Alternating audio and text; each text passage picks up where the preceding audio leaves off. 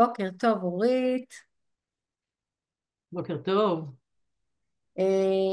אני ממש שמחה על הרעיון הזה, על הסיפור הזה, שתוכלי להשמיע את הסיפור שלך, שאותי הוא כבר, אני עוקבת אחריו כבר שנים. אנחנו מכירות מזמן מזמן. הבכורה שלי היום בת 24, זה בערך, בוא נגיד 22 שנה. וואו. נכון. כן, זה הרבה זמן. אז אני אציג אותך. שיכירו כולם, אורית ברש, מעצבת לשעבר ואשת חינוך ויזמית חינוכית חברתית בהווה, בעלת תואר ראשון בעיצוב במה ותואר שני במדיניות חינוך, שניהם בהצטיינות.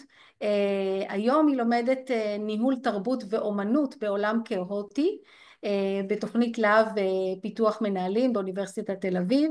היא בעלת רקע עשיר ביזמות, הקמה וניהול פרויקטים חינוכיים חברתיים, ביניהם הקמת גן מעורבות הורים שבזכותו אנחנו הכרנו, שהוא פועל כבר 26 שנה. יש לה גם שותפות בהקמה וניהול של בית ספר יסודי ציבורי אנתרופוסופי, והקמת מערך מתנדבים ומרחב חינוכי בכפר המכבייה ברמת גן עם פרוץ מלחמת חרבות ברזל. על הפרויקט הזה האחרון היא קיבלה גם את אות ראש העיר ברמת גן להתנדבות במלחמת חרבות ברזל. אז אורית, מה הסיפור שלך? אז אני אורית, אני מרמת גן, נשואה ואימא לשלושה ילדים בוגרים, ואני חיה חינוך, אומנות, אסתטיקה, קיימות. מאז שאני זוכרת את עצמי הייתי מחוברת לעיצוב, לאומנות, זאת הייתה ההתחלה שלי. למדתי בטל מעלין במגמת אומנות פלסטית, עשיתי תואר ראשון בעיצוב במה, פתחתי סטודיו לעיצוב שמלות כלה ובגדי ערב ותלבושות לתיאטרון, והייתי משוכנעת שזה יהיה מרכז החיים שלי. אבל כשבני הבכור נולד, התהפכו החיים. והפתעה, וכך קרה שהעיצוב שהיה מרכז חיי עד לאותו רגע, זז הצידה, נדחק הצידה, וכאילו התמקדתי בפלא הזה ובישות הנפלאה הזאת שנכנסה לחיי. והייתי צריכה לגבש לעצמי זהות חדשה שני תחומים שלא הכרתי, גם כאימא וגם כמחנכת. התחלתי ללמוד, לחקור, לקרוא על שיטות חינוך, והתמסרתי לגידול שלו בשנים הראשונות. ככה לקראת גיל שנתיים הבנתי שצריך כבר להתחיל לחשוב על איזושהי מסגרת חינוכית מתאימה. בדקתי גני ילדים בסביבה, דיברתי, התייעצתי, ולא מצאתי. לא מצאתי משהו שיענה על הרצון שלי להיות שותפה ומעורבת בחינוך שלו באופן מלא. ואחרי חיפושים רבים הבנתי שאם אני רוצה מסגרת כזאת, אז אני צריכה להקים אותה. וכך עשיתי. ואז במקביל לעבודה שלי כמעצבת, יזמתי והקמתי את אחד מגני מעורבות ההורים הראשונים שקמו, והובלתי את הניהול שלו בהתנדבות במשך כעשור, לאורך כל התקופה שילדיי היו בגן, ושם באמת הכרנו. כפי שהזכרת, אני גאה בכך שהגן עובד כבר 26 שנה, וגם הייתה לי הזכות לפגוש ילדים בוגרים, בוגרי הגן, במסגרות חינוכיות אחרות שעבדתי בהן.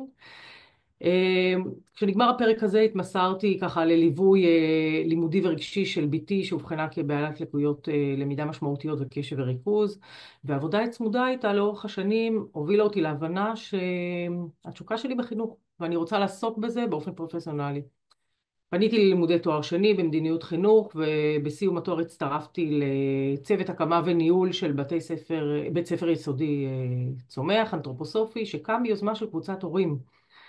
והחיבור להורים היה טבעי, כי ראיתי בשותפות ובהקמה, בניהול, המשך ישיר לגן שהקמתי. בבית ספר באמת ניהלתי את מערך הפרויקטים, תפעול, אדמיניסטרציה, הבאתי לידי ביטוי את החיבור שלי לאומנות, הצבתי את החללים בהתאם לתפיסה החינוכית, הובלתי פרויקטים פדגוגיים שעסקו בחשיפה למוזיקה קלאסית, באחריות סביבתית ועוד פרויקטים. וההורים היו ככה שותפים משמעותיים בבנייתו והתפתחותו של בית הספר, מה שיצר גם קשרים חמים לצד אתגרים ומשברים, שכל אחד מהם היה שיעור מאוד משמעותי עבורי. 6 שנים הייתי בבית ספר האנתרופוסופי, ולאחר מכן עברתי לבית ספר גדול, אינטגרטיבי, ותיק.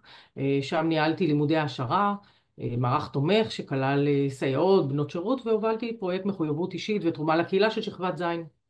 זה בעצם היה מעין מעבר מהקמת מסגרות חינוכיות קטנות בעלות אוכלוסייה הומוגנית למערכת ותיקה, גדולה והטרוגנית, וזה היווה קפיצת מדרגה מקצועית ומשמעותית עבורי. ואז עוד לא ידעתי, אבל בדיעבד הסתבר שאבני הדרך בהתפתחות המקצועית שלי הכינו אותי להקמת אחד הפרויקטים המרגשים והמשמעותיים ביותר בחיי. ב7 באוקטובר נפלו עלינו השמיים, חמאס פלשו ליישובי עוטף עזה, והחיים השתנו.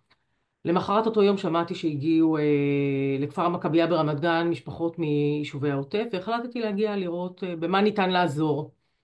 אה, הגעתי למקום, ומה שראיתי היה כאוס. ראיתי עשרות מבוגרים מסתובבים עם מבט של אימה בעיניים, צוות מלון שלא היה ערוך להגעה ההמונית הזאת, וכולם היו תחת הלם האירועים. הסתובבתי בין האנשים, הסתכלתי על הילדים הנסערים, על המבוגרים שחלקם